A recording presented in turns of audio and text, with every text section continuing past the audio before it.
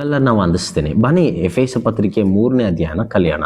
19ನೇ ವಾಕ್ಯದಲ್ಲಿ ಹೇಳ್ತಿದೆ, ಜ್ಞಾನಕ್ಕೆ ಮೀರುವ ಕ್ರಿಸ್ತನ ಪ್ರೀತಿಯನ್ನು ತಿಳಿದುಕೊಳ್ಳಲು ಪೂರ್ಣ ಶಕ್ತರಾಗಿದ್ದು ದೇವರ ಸಂಪೂರ್ಣತೆಯ ಮಟ್ಟಿಗೂ ಪರಿಪೂರ್ಣರಾಗುವ ಹಾಗೆ ನಿಮಗೆ ದಯಪಾಲಿಸಲಿ ಎಂದು ಪ್ರಾರ್ಥಿಸುತ್ತೇನೆ.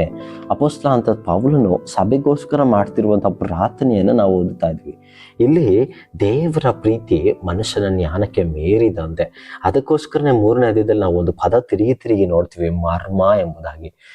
ರಕ್ಷಣೆ, ಸುವಾರ್ತೆ, ಅದಾದ್ಮೇಲೆ ದೇವರು ಮನುಷ್ಯನ ಮೇಲಿಟ್ಟಿರುವಂಥ ಪ್ರೀತಿ, ಇವೆಲ್ಲವೂ ಕೂಡ ಎಲ್ಲ ಮನುಷ್ಯರಿಗೆ ಪ್ರಕಟವಾಗೋದಿಲ್ಲ. ಪ್ರಿಯ ದೇವಜನರೇ, ಯಾರಿಗೆ ಸುವಾರ್ತೆಯು ಪರಿಶುದ್ಧಾತ್ಮನ ಪ್ರೇರೇಪಣೆಯಿಂದ ಅವರ ಹೃದಯದಲ್ಲಿ ಕ್ರಿಯೆ ಮಾಡ್ತದೋ ಅವರಿಗೆ ದೇವರ ಪ್ರೀತಿ, ದೇವರ ಸುವಾರ್ತೆ ಕ್ರಿಯೆ ಮಾಡುವಂಥದ್ದಾಗಿದೆ.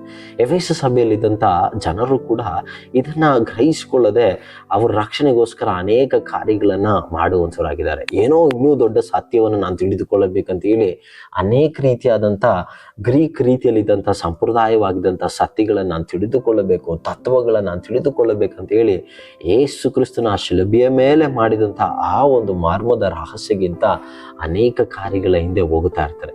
ಅದರಿಂದನೇ ಅಪೊಸ್ತಲನಾದ ಪೌಲನು ಹೇಳುವಂತವನಾಗಿದ್ದಾನೆ, ಕ್ರಿಸ್ತನ ಪ್ರೀತಿನೇ ನಮ್ಮನ್ನ ಪರಿಪೂರ್ಣತೆಗೆ ನಡೆಸ್ತದೆ ಎಂಬುದಾಗಿ ಹೇಳಿ.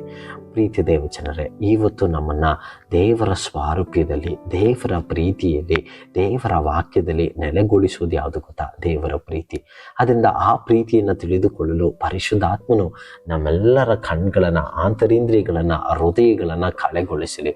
ದೇವರ ಪ್ರೀತಿಯನ್ನು ಪ್ರತಿಯೊಂದು ದಿವಸನೂ ಅನುಭವಿಸಿ ಅದಕ್ಕೋಸ್ಕರ ನಿಮ್ಮ ಹೃದಯದಲ್ಲಿ ದಾಹವಾಗಿರಿ. ಆ ಪ್ರೀತಿ ದೇವರ ಪರಿಪೂರ್ಣತೆಯಲ್ಲಿ ನಮ್ಮನ್ನು ನಡೆಸಲಿ.